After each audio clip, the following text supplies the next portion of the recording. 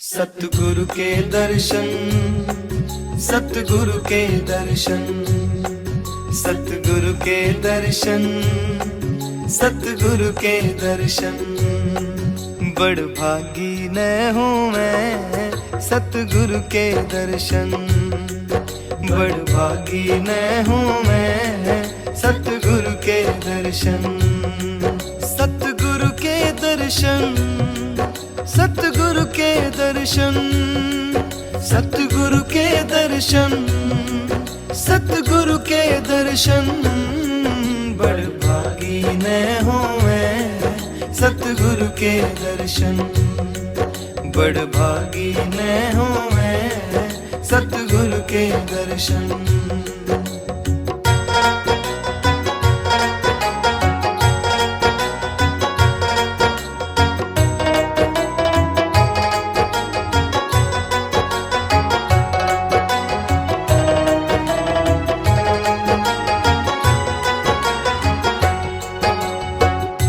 कर विश्वास शरण में लागे, चिंता विपदा सब ही त्यागे।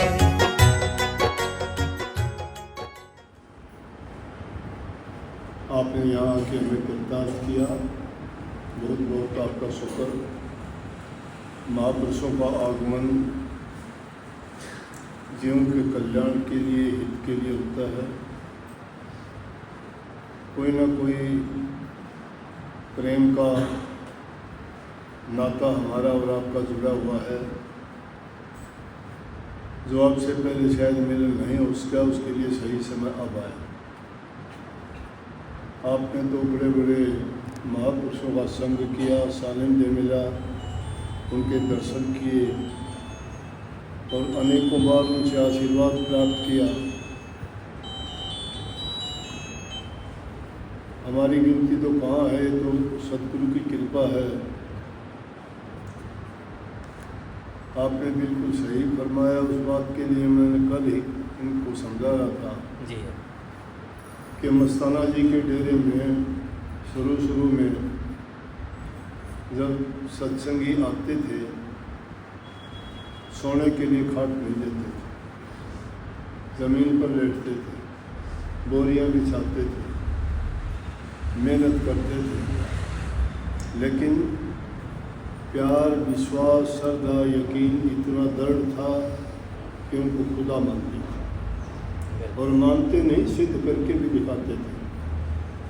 काफ़ी आदमी मस्ताना जी के, एक तो हमारे यहाँ पास में ये गांव है मायरा, हाँ मायरा, मस्ताना जी की एक लाठी थी, उसकी कहने लगे इसकी बॉडी नहीं थी, मैंने दी नहीं।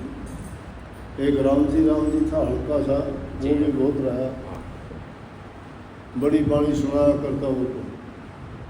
माई राम जब आता आपकी तरह सारी तो बुलाओ सकता ही नहीं जी, वो ले जाता है। बड़े वो तो तत्कालीन कवि की तरह से खड़ा होकर गाया। तो मैंने इनको बताया कि डेरे ऐसे नहीं चलते और सेवक जो होता है वो कभी आराम नहीं चाहता। सेवक गुरु के हुक्म से जीता है, हुक्म को ही मानता है। बासी कुर्सी रोटी मिला करती थी। जयमल सिंह जी की कहानी सुनी होगी, सूखी रोटियां तार में टांग के रखते थे, पानी में भिगो के खाते थे। डेरे ऐसे नहीं बनते।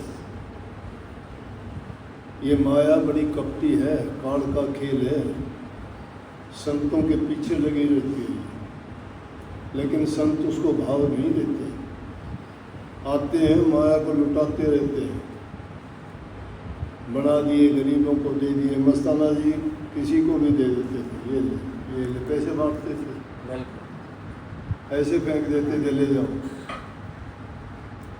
जो भी जिस पर मेहर हो जाती, खुश हो जाती, उसको माला पहना देते थे। आपने तो हाजिर नाजिर देखा।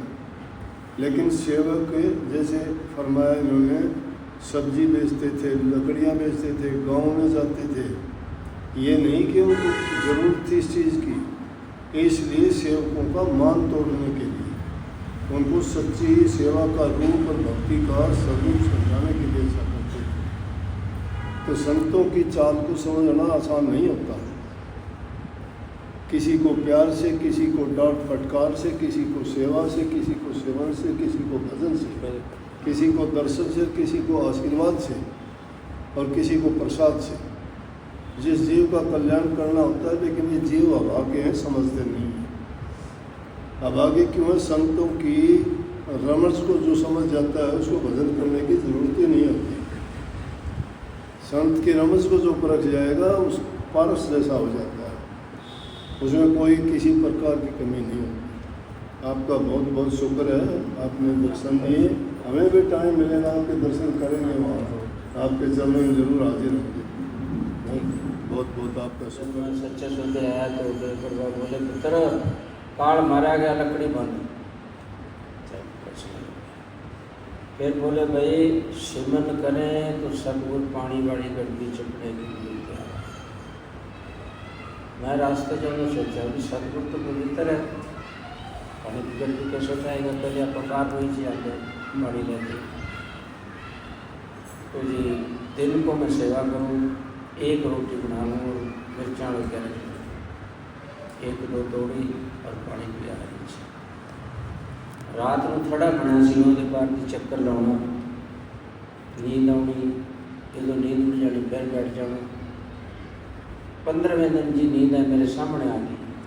बोली मैं कहाँ जाऊँ? मगर भाई 500 घर बसदा तेरा जी कर देते बंदा मेरा पहला छोड़। साल बाद बेपरवाह ने दिखा दिया, रे ये सतगुरु जा रहे। अब ये तो सुता पड़ा ही बोलता है भाई मेरी जेब में गाल दो जी राम। राम तो मिलने वास्ते इसको शरीर को जलाना पड़ेगा, मेहनत करनी पड़ेगी। चाहे हम सत्संगी कोई दूसरे घर के नहीं, क्या अभ्यास हमारा ही घर है, ये भी हमारा ही घर है।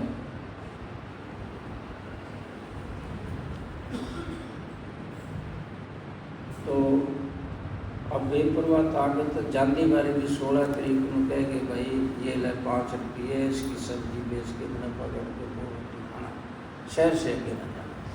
वो मेरे को जैसे वीर साहब ने कहा मारी मरू कुसरी की जो केले मुड गरीब वो चूल्हे और बसरे जो वो कुसर ने फिर भी शहनशाह ने बड़ी लाज रखी, ऐसे नहीं करने दिया पुत्र, ऐसे नहीं, ऐसे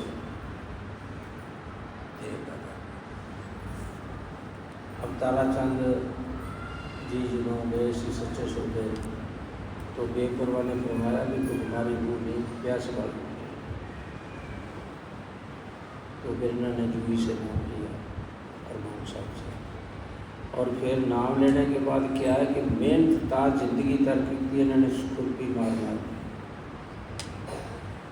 कोई मतलब वो नहीं, खुरपी मारी और अपना रोटी खाई, मेहनत करी। आज उनकी कृपा से ये रंग